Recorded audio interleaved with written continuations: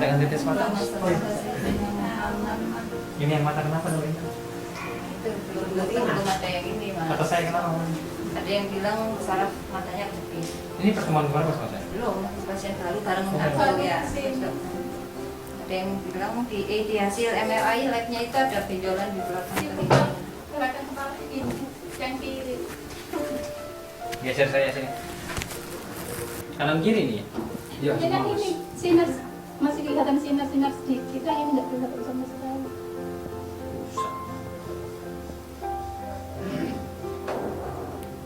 Belum diketahui ponisnya ya. Kamu nggak bisa memponis. Gitu ya. Mau dibilang sehat tapi nggak bisa ngelihat, nggak bisa. Jadi orang Piring kiri. Semuanya sehat ya. Kiri kiri. Berawal dari kurang lebih 5 tahun yang lalu, beliau tidak bisa, penglihatannya berkurang. Perlahan berkurang. Sekarang sebelah kanan total, sebelah kiri masih bisa tampak sedikit cahaya, masih bisa, cuma remang-remang. Nah, kita sudah bawa ke dokter spesialis, pindah-pindah dari mulai rumah sakit kecil sampai rumah sakit besar. Diagnosanya berbeda-beda. Kita lihat saraf matanya. Dengan Setelah mengamati kondisi mata pasien, Angga mulai melakukan terapi di bagian leher. hampir mati. Ini cahaya masih melihat, Mbak. Iya, yang ini yang kelihatan. Kalau dia udah gak ada cahaya, dia buta total. Nih, satu lagi. Masa nggak hidupin? THR, diskon. Pin padang. Tambah lagi boleh. Oh, bonus boleh, baik. Hadap kanan, Mas Angga pindah. Karena dia nggak bisa muter. Mundur. Oh, bukan. Ini. Gini. Nah, terus. Lagi. Bonus satu. Tambah lagi. Sekali lagi. THR, Bu.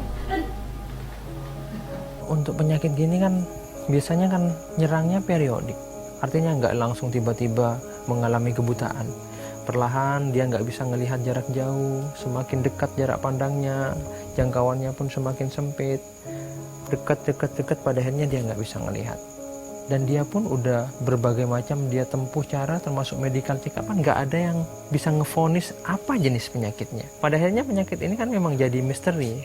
Karena mau dibilang gara-gara gula, dibilang glukoma, bukan. Mau dibilang karena hipertensi yang mengakibatkan glukoma, bukan. Mau dibilang RP, bukan.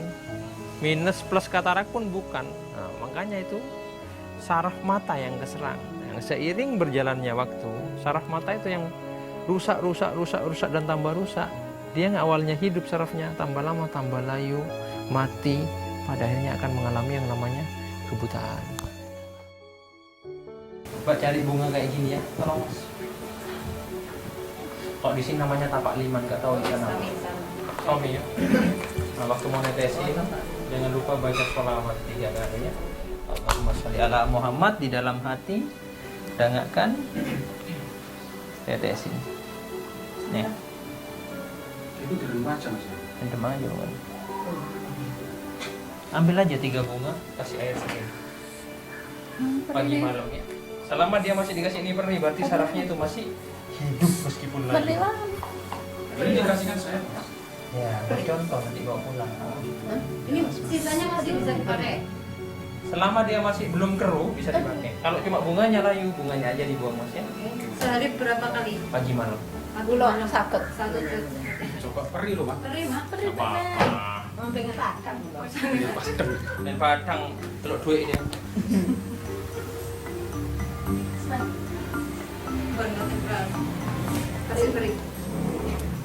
Yang jelas kan namanya kita ikhtiar berusaha kan. Kita nggak bisa nebak 1-2 kali pertemuan, 1-2 bulan nggak bisa.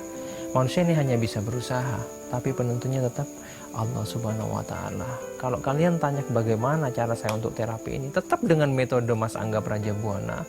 Kita totok sarafnya, yang layu kita hidupkan lagi. Harapan kita setelah sarafnya itu hidup, dia bisa menangkap cahaya. Ketika cahaya bisa ditangkap, diolah, pada akhirnya bisa berubah menjadi penglihatan. Harapan kita seperti itu, si ibu ini bisa sembuh dan bisa melihat dunia kembali. Duduk. Maju nih, Mbak. Perih ya? Berarti itu sarafnya masih kerasa. Mudah-mudahan bisa jadi jalan buat sampean biar bisa melihat lagi ya. Sekali lagi. Awas tumpah, udah masa nggak buka. Iya. Sholawat 3 kali. Sholawat. Bikinmu ya Allah. Mudah-mudahan sembuh, sehat. Bisa ngelihat lagi. Amin. Semoga secepatnya untuk pertama ini nanti dan kedepannya beliau bisa sembuh dan melihat kembali seperti sedia kala.